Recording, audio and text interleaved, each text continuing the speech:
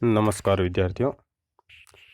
आज हम अध्ययन करेंगे अर्थालंकार के तीसरे महत्वपूर्ण अलंकार उत्प्रेक्षा के बारे में। आज का हमारा शीर्षक है उत्प्रेक्षा अलंकार।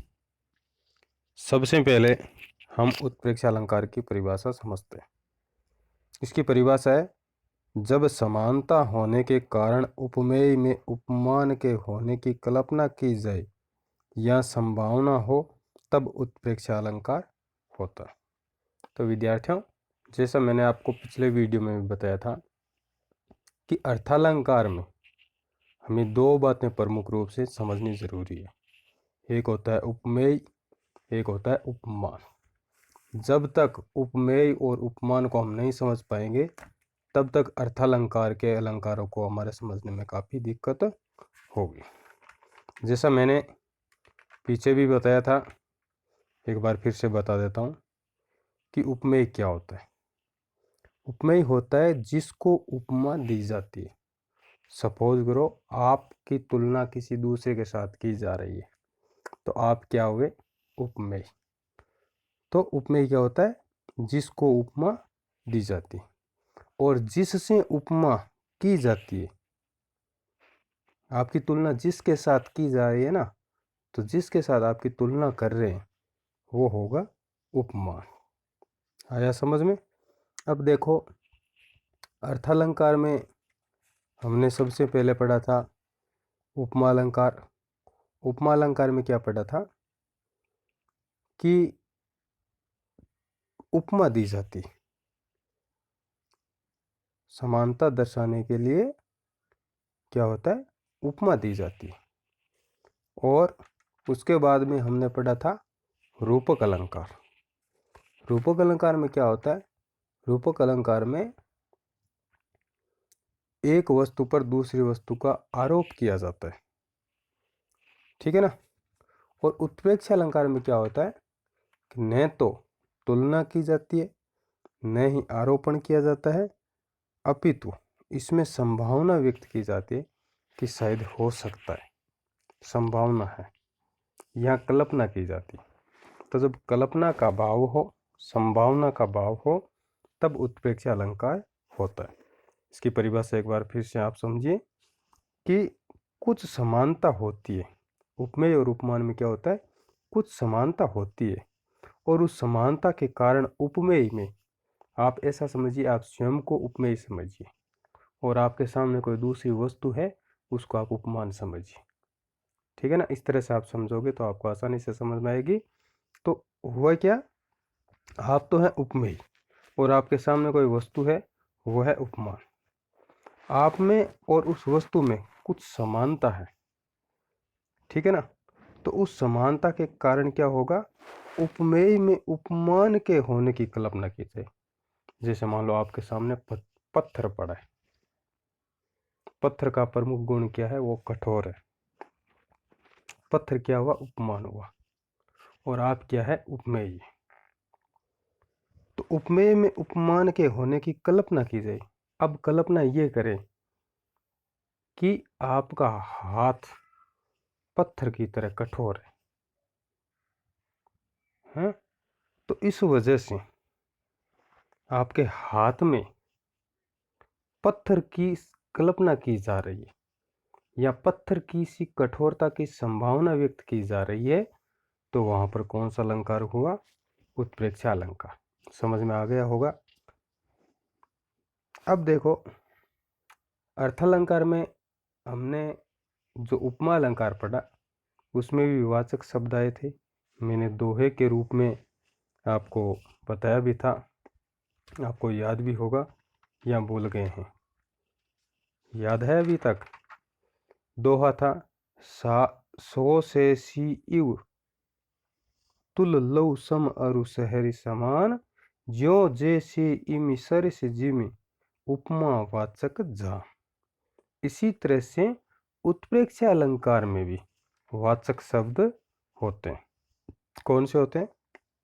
मनु, जनु, जनहु या जानो, मानहु, मानो, इनके शब्दों में थोड़ा परिवर्तन भी हो सकता है। मानो, मनहु, मनु, जानो, जनु, जनहु, निश्चय, इव, ज्यों, जिमी, ये सब शब्द क्या होते हैं?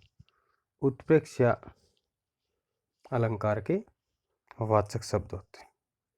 ठीक है, अब हम आगे चलते हैं। उत्प्रेक्षा अलंकार के प्रमुख उदाहरणों पर हम चर्चा करेंगे।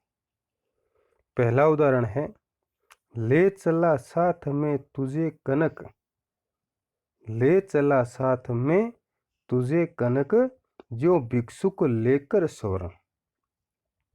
इसका स्पष्टीकरण देखो क्या लिखा हुआ है कि उदाहरण में कनक का अर्थ धतूरा है। कनक का अर्थ क्या है? धतूरा। और कवि कहता है कि वह धतूरे को ऐसे ले चला मानो कोई भिक्षुक, कोई भिखारी सोना ले जा रहा। तो कवि ने स्वयं को भिक्षुक के रूप में कविता में प्रस्तुत किया है। और उस धतूरे को कवि क्या कह रहे हैं? ये धतूरे के बारे में क्या कह रहे हैं कि मैं कनक को साथ लेकर के इस तरह से चला जैसे कोई भिखारी सोना लेके जा रहा। तो इस काव्यांश में एक तो ज्यों शब्द आया है, उत्प्रेक्षा अलंकार का वाचक शब्द है। सबसे पहली पहचान उत्प्रेक्षा की यही है। उत्प्रेक्षा अलंकार का अगर हमें उदाहरण मिल जाता है और पूछ लिया जाता है कि अमुक पंक्ति में कौन सा अलंकार है, तो सबसे पहले हमें यही देखना है कि उसमें वाचक शब्द है क्या। वाचक शब्द अगर मिल जाता है, सबसे पहली पहचान है यही। तो इसमें ज्यों शब्द आया हुआ है, ज्यों शब्द है वाचक शब्द है। फिर इसमें देखो कवि क्या ले जा रहा है? कवि ले जा रहा है कनक। कनक अर्थ क्या है? धतूरा। क्या ले जा रहा है कवि? धतूरा लेके जा रहा है। और धतूरे की में संभावना किसकी व्यक्त हो रही है? धतूरे में संभावना व्यक्त हो रही है सोने की। तो धतूरा यानी कनक तो हुआ उपमेय, और सवर्ण यानी सोना क्या हुआ? उपमान। आया समझ में? इसी तरह से अगला उदाहरण, सिर फट गया उसका वहीं, मानो अरुण रंग का गढ़ा हो। अरुण का अर्थ होता लाल। ठीक है, अब इसका नीचे स्पष्टीकरण देखिए।